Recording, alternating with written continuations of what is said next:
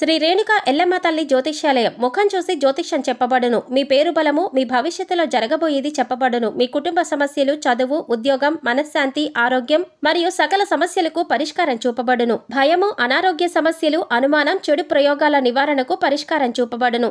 ఎటువంటి వ్యాధులకైనా మూలికా వైద్యం చేయబడును.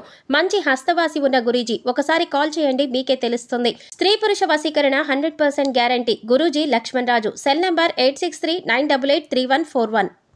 ఓం శ్రీ మాత్రే నమః. ఛానల్లోకి స్వాగతమండి. ఈ నెల 12వ తారీఖు పౌర్ణమి.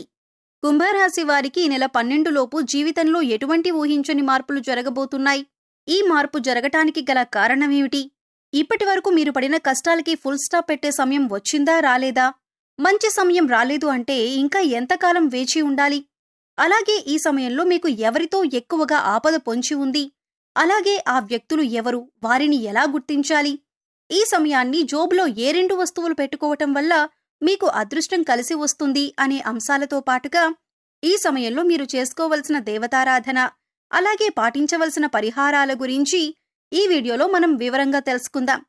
కానీ అంతకంటే ముందుగా మీరు కనుక మన ఛానల్ని ఇప్పటివరకు సబ్స్క్రైబ్ చేసుకోకపోతే సబ్స్క్రైబ్ చేసుకొని పక్కనే ఉన్న బెల్ ఐకాన్ నొక్కి ఆల్ సెలెక్ట్ చేసుకుంటే మేము ఇలాంటి వీడియోస్ అప్లోడ్ చేయగానే ముందుగా మీకు నోటిఫికేషన్ వస్తుంది. అలాగే వీడియోని ఎక్కడా కూడా స్కిప్ చేయకుండా చివరి వరకు చూస్తేనే మేమేం చెబుతున్నామో మీకు పూర్తిగా అర్థమవుతుంది. ఈ రాశివారు చాలా ధైర్యవంతులు, సాహసవంతులని చెప్పుకోవచ్చు. ఎన్ని కష్టాలు ఎదురైనప్పటికీ కూడా ఎదుర్కొని సమస్యల్ని పరిష్కరిస్తారు. కష్టాలు భయపెట్టినా వీరిని కిందకు పడదోయలేవు. చక్కటి ఆత్మవిశ్వాసాన్ని, మనోధైర్యాన్ని కలిగి ఉంటారు. దయాగుణం, క్షమాగుణం, దానగుణం కలిగి ఉంటారు. ఎన్నో మంచి గుణాలను కలిగినటువంటి ఈ రాశివారు గత 5 సంవత్సరాలుగా ఎన్నో కష్ట నష్టాలను ఎదుర్కొంటున్నారు. అది కెరీర్ పరంగా కానివ్వండి, వ్యాపారంలో కానివ్వండి, ఆర్థిక పరంగా కానివ్వండి, లేదా కుటుంబ పరంగా కోర్టు సమస్యలు, ఇలా అనేక రకాలుగా ఏదో ఒక సమస్యల్లో చిక్కుకొని ఇబ్బంది పడే పరిస్థితి అయితే కనబడుతుంది. ఇకపై మీకు అటువంటి పరిస్థితి ఎదురు కాదు. మీ తలరాత మారనుంది. మీరు ఎదుర్కొన్న కష్ట నష్టాలు అన్నీ కూడా తొలగిపోనున్నాయి. మీ దశ తిరగబోతుంది. అయితే అదృష్ట యోగాలను పొందటానికి మీరైతే ఖచ్చితంగా కొన్ని జాగ్రత్తలు తీసుకోవాలి. ముఖ్యంగా మీరు ప్రతి అంశంలో నష్టాన్ని చూడటానికి గల కారణం మీరు ప్రతి ఒక్కరిని నమ్ముతారు. అందరూ మనవాళ్లే అని దగ్గరకు తీస్తారు. కానీ మీరు నమ్మిన వాళ్లే తిరిగి మిమ్మల్ని మోసం చేస్తారు. దానివల్లే మీకు ఎక్కువగా కాస్త నష్టాలు ఎదురవుతాయి. అది ఆర్థిక పరంగా కానీ, ఇరుగు పొరుగు వారు కానీ, లేదా స్నేహితులు కానీ, బంధువులు కానీ, ఇలా అనేక రకాలుగా మిమ్మల్ని ఇబ్బందికి గురి చేస్తూ ఉంటారు. ఈ సమయంలో మీ వృత్తి వ్యాపారాల్లో లేదా మీరు పనిచేస్తున్న సంస్థల్లో శత్రువులు కూడా మీపై దాడి చేస్తారు. వారు అనేక రకాలుగా మిమ్మల్ని కిందికి తోయటానికి, మీ మీద బురద జల్లటానికి ప్రయత్నిస్తారు. మీ మీద ఉన్నవి లేనివి చెప్పటం, మీరు లేని చోట మీ గురించి తప్పుగా మాట్లాడి దాని నుంచి మీ ఉన్నతాధికారుల దగ్గర నుంచి లబ్ధిని పొందటానికి ప్రయత్నిస్తారు. అంటే మీ గురించి చెడుగా చెప్పటం వల్ల మీ బాస్ వాళ్లను మెచ్చుకొని అవును నువ్వు చెప్పిందే కరెక్ట్ అని అనిపించుకోవటానికి అనేక ప్రయత్నాలు చేస్తారు.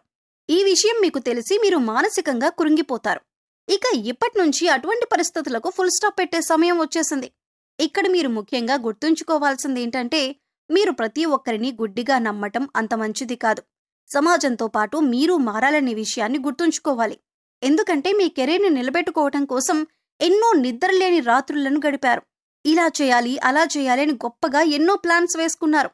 వాటిని నిజం చేసుకోవటానికి మీరు ఎన్నో రకాల ఆలోచనలు చేశారు.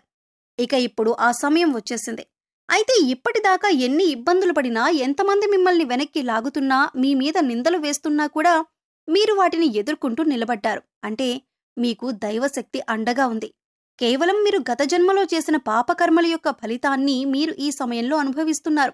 కాబట్టి కష్టాల్లో కూరుకుపోయి ఉన్నారు.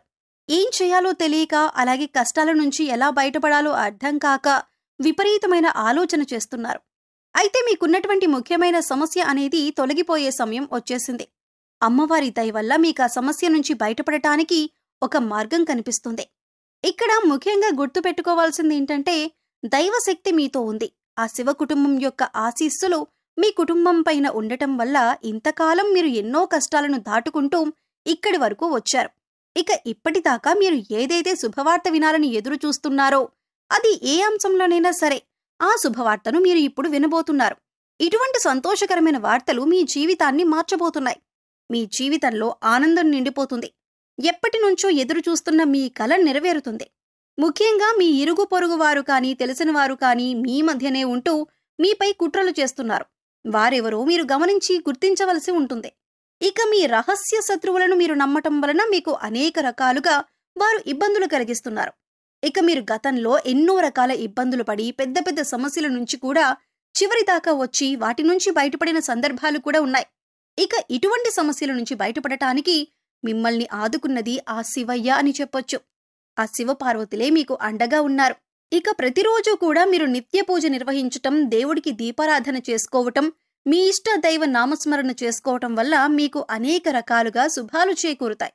కేవలం కష్టాల్లో ఉన్నప్పుడు మాత్రమే కాకుండా సుఖంలో ఉన్నప్పుడు కూడా దైవనామస్మరణ చేసుకుంటే మిమ్మల్ని కంటికి రెప్పలా కాపాడుతున్న ఆ పరమేశ్వరుడికి నమస్కారం చేసుకుంటూ ఉండటం మంచిది అని సూచించటమైంది.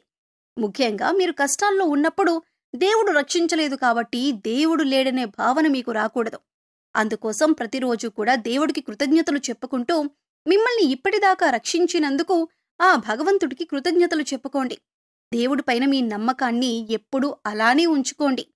ఇక ఆర్, పి ఇంకా టి అనే అక్షరాలతో పేర్లు మొదలయ్యే వారితో మీరు కాస్త జాగ్రత్తగా ఉండాలి. వారు మీ పక్కనే ఉంటూ మీ స్నేహితుల వలె నటిస్తూ మీ వెనకాల గోతులు తవ్వే అవకాశాలు ఎక్కువగా ఉంటాయి. కాబట్టి మీరు వారి చేష్టలను కాస్త గమనిస్తూ ఉండాలి. ఈ సమయంలో మీరు రహస్య శత్రువుల్ని గుర్తించి గమనించి తగిన జాగ్రత్తలు తీసుకోవాలి. లేదంటే జీవితంలో నష్టపోయే అవకాశాలు ఎక్కువగా ఉంటాయి. ఇక ఈ సమయంలో మీరు చేసుకోవలసిన దేవతారాధన చూసుకున్నట్లయితే ప్రతి సోమవారం శివాలయానికి వెళ్లి అర్చన చేయించుకోండి. అలాగే మాస శివరాత్రి రోజున అభిషేకాన్ని ఆ పరమశివుడికి నిర్వహించినట్లయితే శివుని యొక్క పరిపూర్ణమైన ఆశీస్సులు మీపై ఉంటాయి. ఇక ఈ సమయంలో ఈ రాశివారు పాటించవలసిన పరిహారాలను చూసుకున్నట్లయితే ఆర్థిక పరంగా మీరు పురోగతి సాధించటానికి ఈ 2 వస్తువులు మీరు పర్సులో పెట్టుకోవాల్సి ఉంటుంది. పురుషులైతే మీ షర్ట్ జేబులో కానీ ప్యాంటు జోబులో కానీ పర్స్లో కానీ పెట్టుకోండి. స్త్రీలైతే మీ హ్యాండ్ బ్యాగ్లో పెట్టుకోండి. అలాగే ఇంట్లో ఉండి బిజినెస్ చేసేవారు కానీ లేదా గృహిణీలు కానీ మీకు గల్లాపెట్టెలో కానీ లేదా మీరు డబ్బులు దాచే ప్రదేశంలో కానీ ఈ వస్తువులను పెట్టుకోవచ్చు. ఆదివారం రోజున ఈ పరిహారం చేస్తే మంచి ఫలితాలు వస్తాయి. గురువారం రోజున దేవుడి వద్ద దీపారాధన చేసి 2 లవంగాలను అలాగే 2 యాలకులను లక్ష్మీదేవి ఫోటో దగ్గర పెట్టి వాటిని మీ పర్సులో కానీ జేబులో కానీ డబ్బులు దాచే ప్రదేశాల్లో కానీ ఉంచటం వల్ల మీ దగ్గరికి ధనం ఆకర్షింపబడుతుంది. వీటిని తరచుగా మనం మసాలా దినుసుల్లో వాడుతూ ఉంటాం. కానీ లక్ష్మీదేవికి సుగంధ ద్రవ్యాలంటే చాలా ఇష్టం. ఇవి ధనాన్ని ఆకర్షిస్తాయి కూడా. సో చూశారు కదండి, ఈ నెల 12 లోపు కుంభరాశి వారి జీవితంలో ఎటువంటి ఊహించని మార్పులు జరగబోతున్నాయి. ఈ సమయంలో మీకు ఎవరితో ఎక్కువ ఆపద పొంచి ఉంది, అలాగే ఆపద నుంచి ఎలా బయటపడాలి, ఈ సమయంలో మీరు చేసుకోవలసిన దేవతారాధన అలాగే పాటించవలసిన పరిహారాల గురించి ఈ వీడియోలో మనం వివరంగా తెలుసుకున్నాం కదా. ఈ వీడియో మీకు నచ్చినట్లయితే లైక్ చేయండి.